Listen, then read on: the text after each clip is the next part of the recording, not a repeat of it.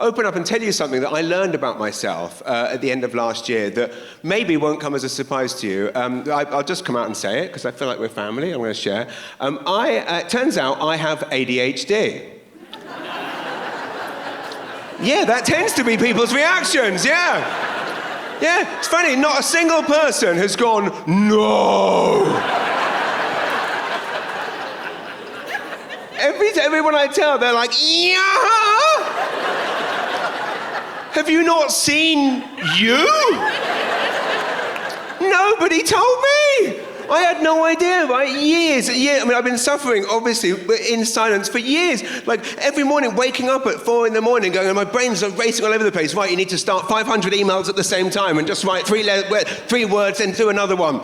Laundry needs to be done. Empty the dishwasher. Start this, write a chapter of the next book, write some more jokes. And I would look at my wife thinking, how can this fucking barbarian just lie there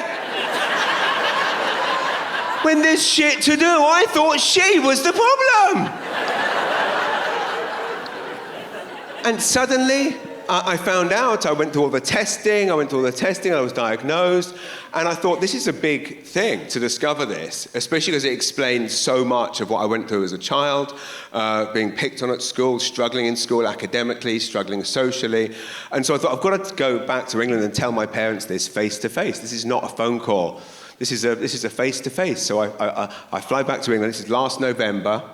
And I fly back and I fly into Heathrow and drive 3 hours to my mum's little house in Somerset, and we sit down at the coffee table, we chit-chat for a bit, and I said, Mum, Dad, I've got to tell you something that I've just found out that really I thought you should know face-to-face, because it's something that has affected everything I went through as a child, and I think you should probably know. I said, I've just been diagnosed with and found out that I have ADHD. Just like you. They burst out laughing. And through the laughter, my mum goes, we thought you knew!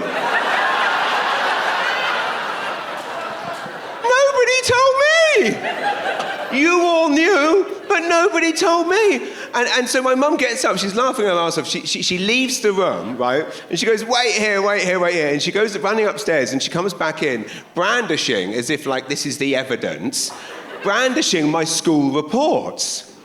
And starts reading them out. Now, just for you tonight, I have indeed brought my school reports that she read out just for you, ladies and gentlemen. So this was the first one she read. This was English, second year, which would be is different things here. This would have been 12 years old.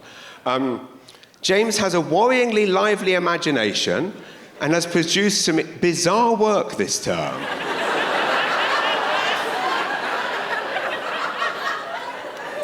He is far too easily distracted in class, which prevents him from participating fully in any sort of discussion. He has the potential to attain a high standard, but is highly unlikely to do so. And I'm like, oh, well, what does that say? She's like, and of course there's the concentration thing and there's the distracted thing. So she then reads another. She brands another. At this point, she's kind of getting into it. It's a bit like kind of the end of A Few Good Men. You can't handle the truth. So this is science. James must try and learn how to concentrate if he hopes to improve on his diabolical examination performance of 19 out of 100. He is far too easily distracted, has not made enough effort, and I am not convinced that James's brain is working to maximum capacity.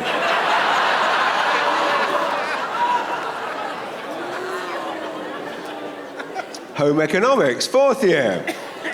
James tries quite hard, both in and out of class. However, not really her forte to discuss my shitty playground performance, is it?